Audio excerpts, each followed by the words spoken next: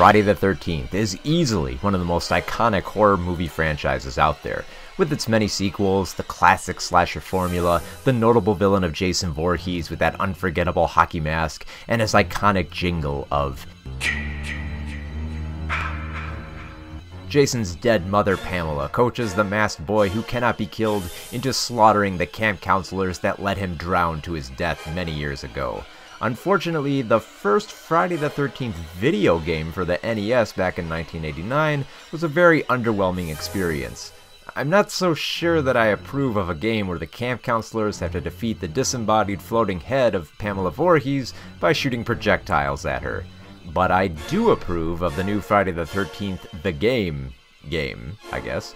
An apt replication of the intense terrors of the film series, surprisingly well presented in the form of an online multiplayer experience of all things. Each match, or movie if you want to think of it as that, pits up to 8 camp counselors against 1 Jason Voorhees. You can choose which counselor or version of Jason you'll play as. Determining who will play the role of Jason seems to be randomly determined, though you can select an option to choose which role you prefer more. Naturally, I chose Jason since the chance of you playing as Jason is much lower since there are only 8 counselors in the game and 1 Jason. If you're a camp counselor, you need to survive the night by escaping your campsite and avoiding Jason's murderous rampage of young people. Now, there are a few ways to do this. You can fix the phones to call for the police, wait for them to arrive in 5 minutes, and then head for the camp entrance where a police car is waiting to whisk you away to safety.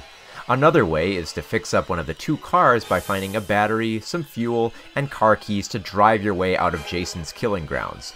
You can also escape on a boat by finding the right parts to fix up the motor and zooming past a safe point. Or you can simply just run out the clock by keeping Jason distracted until the night is over. But watch out for Jason, as merely getting the boat or car to work is no guarantee of survival. Since Jason will never die, there is no way to defeat him and you can really only stun him and get away.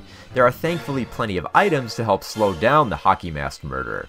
Weapons can be picked up in the form of bats, pots, wrenches, machetes, hunting rifles, and flare guns, all of which can momentarily disable Jason. He can also be distracted with firecrackers and radio music to throw him off your trail. You can duck into houses and lock a few doors to hold off Jason for a few moments before he busts down the door Shining style. You can also hide from Jason by concealing yourself under beds, inside closets, and inside tents. If you hold your breath long enough while you're inside these hiding places, you might be able to avoid Jason hearing you, but more often than not, he'll find you and bring your role in the game to a bloody end. None of the counselors that you play are actually based on characters from the movie, but they all fit the profile of familiar archetypes from the slasher series, such as the nerdy girl, the wimpy wasp, and the athletic jock. All of these characters have a distinct look as well as specific stats to match their personality. One character might be better adept at running away from Jason, while another might have a better ability to repair cars or phone lines. When you get the chance to play as Jason, you more or less get to be the director of your own Friday the 13th movie, determining where Jason will be, who he kills, and how they will suffer. They're out there, Jason. Find them and get your revenge. Jason comes equipped with a host of special abilities that he'll gain over the course of the match. The first is the power that most horror fans suspect every killer has, the ability to instantly transport. This makes it easy to scare a camp counselor by smashing a door in of the cabin that they're occupying, only to transport to the back of the cabin and slaughter them while they try to make their escape. Now, the second ability is being able to sense counselors. You're reliant on sounds to find campers, but a temporary sensing ability makes it easy to find them Predator style. This will not only turn the counselors red, but also the buildings that they occupy. The third is the ability to shift, which essentially translates to Evil Dead vision. If Jason seems a little bit too slow to catch up with a nearby camp counselor, turn on shifting and you're now the fastest player in the game, zooming in on your kill with lightning speed. The fourth is Stalk, which grants you the ability of stealth and prevents the music from alerting camp counselors of your presence, but will break as soon as you are spotted. To kill the camp counselors, you have a variety of options. You can hack and slash them with your weapon or throw projectiles at them, but that's not as fun. Get close enough to a camp counselor, grab them, and you have a plethora of options to dispatch the unlucky victim. You can smash their heads, rip off limbs, snap their spines, impale them, choke them to death, and so on and so on. There are even certain kills that you can perform with the environment, such as smashing someone's face in a door, tossing them through a glass window, shoving them in the fireplace, and yeah, you get the idea. You can do a lot of kills. The counselors are not that helpless to defend themselves, however, as their weapons can stun you for quite a bit amount of time. Even when you've got one in the palm of your hands, they could stab you with a knife and be on their merry way. If you're attacked enough, however, you can acquire the Rage ability, where instead of hacking through doors and walls, you can simply stroll through them like a casual bulldozer. All the while, Pamela Voorhees coaches you along to continue the killing, as well as calling you back home to mama when the match is over. You have a wide variety of Jasons to choose from, including the sacked face version from Part 2 to the grimy and shredded version of Part 9, as well as a flaming Jason designed for this game by Tom Savini. Naturally, all of these Jasons have different abilities and weapons based on the movies that they're from.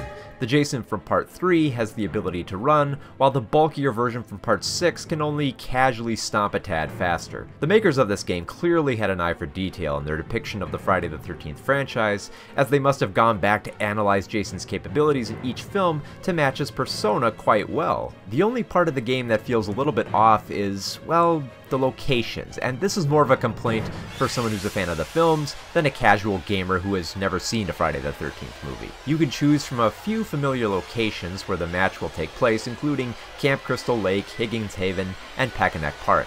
What makes these locations seem out of place is that they occur either during 1979 with the first movie or 1984 with Part 4 of the final chapter. Any Jason can be chosen for any location, which makes the placement seem a little off when a tattered Jason from hell assaults the campers of 1979. Further complicating the timeline is the appearance of Tommy Jarvis.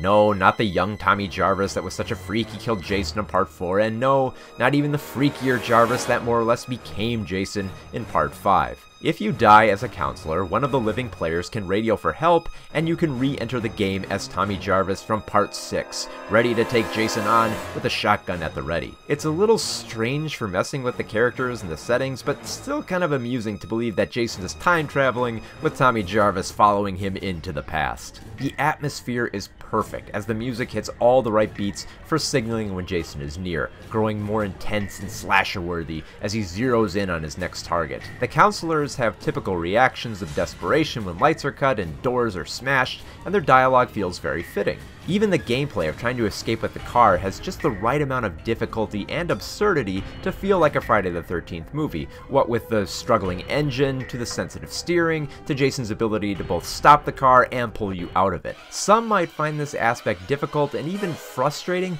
but a horror fan will feel right at home with such gameplay mechanics that enhance the experience. Even the voice chat plays a unique role in the game, in that as a counselor you can really only speak with those near you unless you find a walkie-talkie. Chat can come in handy if you're trying to collaborate, but also dangerous as Jason can pick up on your voice in the distance and seek you out much easier.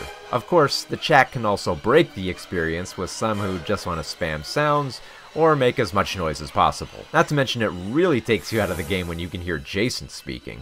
All that being said, the chat can lead to a few amusing exchanges in the game. Fuck him up, Jason! No! Ooh, you dead! My man! Don't stop. Yo, my man! They Yo, my deserve man! to die. Make them suffer. My like man! What's up with that? I need to give you a blood sacrifice to show you my work. Help! Oh. Dude, come on, man! I gave you a blood sacrifice. Oh. Most of my major gripes about this game are elements that could be easily tweaked. Now, my biggest complaint, and I'm sure is going to be a big complaint for many, is that there's no offline or practice mode, meaning that if you want to figure out how to play the game, you're mostly just going to have to jump into a match and figure it out on your own. Now sure, there is a small presentation on the main menu about how to play the game, and you can find the mapping of all the keys and the settings, but it'd be much easier to learn all this in a practice session rather than just entering a match and figuring it all out on your own, frustrating both you and your teammates. There are also a few glitches here and there, where hair can fly up, bodies don't land just right, and some kills that just look really off and bizarre. Not to mention that the expression of terror on the faces of the counselors are more ridiculous than they are relatable. Despite feeling that there should be just a little bit more here for a $40 game, Friday the 13th The Game manages to be a very fun and immersive experience for someone who's familiar with the movies. You can tell that the makers of this game put a lot of love and research into it, as evident in the loading screens, which not only feature worthy art of the series traits, but also fun facts about the movies themselves. It's a great premise for a game, and the experience points you earn with each match can be used to buy new abilities for counselors and new kills for Jason, making it worth coming back to time and time again. Sure, it has a few bugs and glitches to iron out, but nothing all that terrible that prevented me from enjoying the excitement of fleeing Jason or the odd rush of hunting down counselors. It's a game that perfectly embodies the guilty pleasure of campy deaths and the dumb teenagers that fall for them. I'm sure most gamers can find enough here to rip the game apart, but my only major complaint is that there's no space station location like in Jason X, and that there's no feature to rip off your clothes. I mean, well, you know, to rip off your clothes to reduce wind resistance so you can run through the woods faster. You know, obviously, that's the only reason you'd want to take off your clothes in the woods, right? It's just mindless, bloody violence. And just think of the message this film offers to its teenage audience. The world is a totally evil place, this movie says. It'll kill you. It doesn't matter what your dreams and hopes and ambitions are. It doesn't matter if you have a new boyfriend or a new girlfriend or you've got plans for the future. You can forget those plans because you're going to wind up dead.